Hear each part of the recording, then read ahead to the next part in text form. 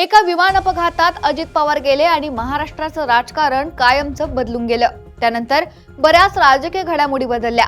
दिल्लीत असणाऱ्या सुनेत्रा पवारांना महाराष्ट्रात यावं लागलं आणि महाराष्ट्रात कोणत्याच पदावर नसणाऱ्या पार्थ पवारांना राज्यसभेवर पाठवण्यात आलं। त्यामुळे राजकारण पुरतं बदलून गेलं। पार्थ पवारांबद्दल राष्ट्रवादीत अनेक कुरबुरी झाल्या। त्यांच्या निर्णयावरून, त्यांच्या वागण्यावरून अनेक नेत्यांची नाराजी उघडपणे बाहेर आली। कशी बशी ही नाराजी शांत केली होती, तोवर आता आणखी एक मोठा बॉम्ब टाकणारा निर्णय पार्थ पवार घेताना दिसतायत। त्यामुळे राष्ट्रवादी पुन्हा हादरून गेली आहे, कारण पार्थ पवार लवकरच केंद्रात मंत्री होणार असल्याच्या चर्चा सध्या चांगलाच जोर धरू लागल्यात। या चर्चा नेमक्या काय आहेत? पार्थ पवार खरंच मंत्री होणार का? पाहूयात या व्हिडिओतून। नमस्कार, मी निकिता आणि आपण पाहतायत LS मराठी। नेत्यांच्या महत्वाकांक्षा, पक्षांतर्गत संघर्ष आणि सत्तेची गणितं यामुळे महाराष्ट्राचं राजकारण नेहमीच ढवळून निघतंय। अशातच आता दिल्ली आणि मुंबईच्या राजकीय वर्तुळातून एक अत्यंत खळबळजनक आणि मोठी बातमी समोर येतेय। केंद्र सरकारमध्ये आगामी काही दिवसात अत्यंत महत्वाचा आणि बहुप्रतीक्षित असा केंद्रीय मंत्रिमंडळाचा विस्तार होणार आहे। या विस्तारात राष्ट्रवादी काँग्रेस पक्षाचे तरुण खासदार पार्थ पवार यांना थेट केंद्रीय मंत्रिपदाची लॉटरी लागण्याची दाट शक्यता निर्माण झाली आहे। मात्र पार्थ पवार यांच्या या संभाव्य पदोन्नतीमुळे आणि त्यांनी पक्षात घेतलेल्या काही आक्रमक निर्णयांमुळे राष्ट्रवादी काँग्रेस पक्षामध्ये प्रचंड मोठी नाराजी पसरली असून अंतर्गत कलह थेट चव्हाट्यावर आलाय। अजित पवार यांच्या निधनानंतर राष्ट्रवादी काँग्रेस पक्षाची धुरा सांभाळताना पार्थ पवार यांनी अत्यंत वेगाने पावले टाकण्यास सुरुवात केली आहे। नुकत्याच झालेल्या राजकीय घडामोडींमध्ये म्हणजे एप्रिल 2026 मध्ये पार्थ पवार यांची राज्यसभेवर खासदार म्हणून बिनविरोध निवड झाली होती। तेव्हापासूनच त्यांच्यावर मोठी जबाबदारी सोपवली जाणार आहे असे संकेत मिळत आहेत। आता थेट दिल्लीतील मोदी सरकारच्या मंत्रिमंडळात त्यांना स्थान देऊन पक्षात आणि देशाच्या राजकारणात त्यांचं स्थान अधिक बळकट करण्याचा प्रयत्न केला जातोय। केंद्रातील या संभाव्य मंत्रिमंडळ विस्ताराला मिड टर्म रिसेट म्हणून पाहिले जाते। यामध्ये केवळ राष्ट्रवादी काँग्रेसच नव्हे तर महाराष्ट्रातील महायुतीमधील इतर घटक पक्षांनाही मोठी संधी मिळण्याची शक्यता आहे। शिवसेनेच्या शिंदे गटाकडून एकनाथ शिंदे यांचे सुपुत्र आणि खासदार श्रीकांत शिंदे यांचं नाव केंद्रीय मंत्रिमंडळासाठी सर्वात आघाडीवर आहे। त्यांच्यासोबतच संजय जाधव किंवा ओमराजे निंबाळकर यांच्यापैकी एकाला केंद्रात संधी दिली जाऊ शकते, अशी ही जोरदार चर्चा राजकीय वर्तुळात रंगली आहे। या राजकीय हालचालींमुळे महाराष्ट्रातील सत्तेचे केंद्र आता मुंबईकडून काही प्रमाणावर दिल्लीकडे सरकताना दिसते। परंतु एकीकडे पार्थ पवार यांच्या केंद्रीय मंत्रिपदाचे मार्ग मोकळे होत असताना दुसरीकडे त्यांच्या स्वतःच्याच राष्ट्रवादी काँग्रेस पक्षामध्ये मात्र संतापाचा ज्वालामुखी धुसमसतोय। या नाराजीचे पाळेमुळे केवळ त्यांच्या मंत्रिपदाच्या शक्यतेत नसून त्यांनी गेल्या काही दिवसात पक्षांतर्गत घेतलेल्या काही अत्यंत कडक आणि आक्रमक निर्णयांमध्ये आहेत। पार्थ पवार आणि पक्षावर पूर्ण नियंत्रण मिळवण्यासाठी आणि पक्षाची आर्थिक घडी बसवण्यासाठी थेट मंत्र्यांवर आणि आमदारांवर निशाणा साधला जातोय। पक्षाला आगामी निवडणुकांसाठी आणि संघटनात्मक कामांसाठी मोठ्या प्रमाणावर निधीची गरज असल्याचं सांगत त्यांनी राष्ट्रवादी काँग्रेसच्या कोट्यातून मंत्री झालेल्या सर्व नेत्यांना विशिष्ट निधी जमा करण्याचे कडक निर्देश दिले आहेत।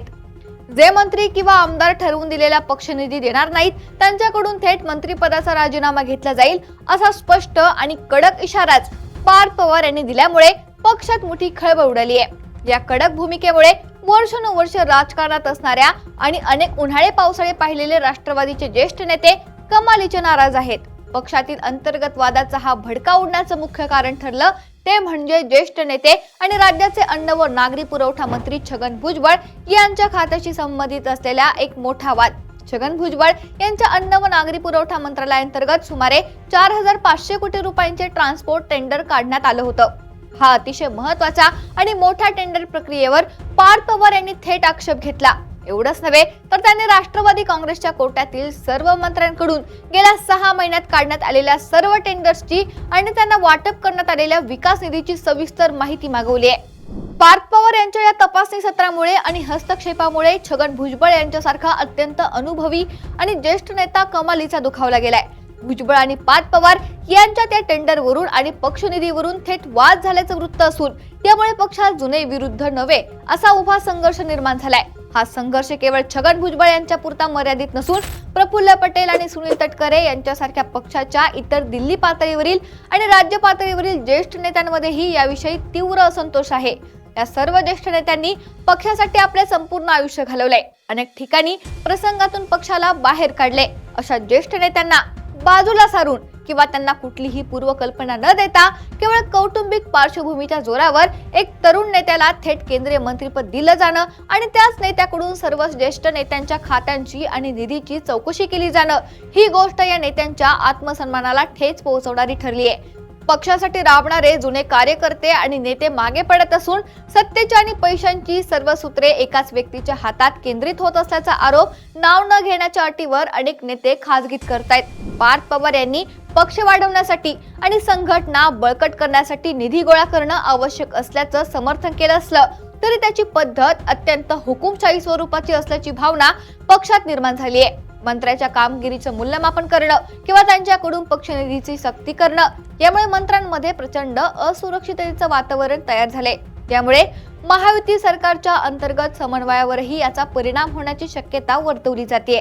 राष्ट्रवादी काँग्रेसमधील हा अंतर्गत कलह जर वेळीच शांत झाला नाही तर आगामी काळात पक्षात मोठी फूट पडण्याची किंवा काही ज्येष्ठ नेते बंडाचे हत्यार उपसण्याची शक्यता नाकारता येत नाही.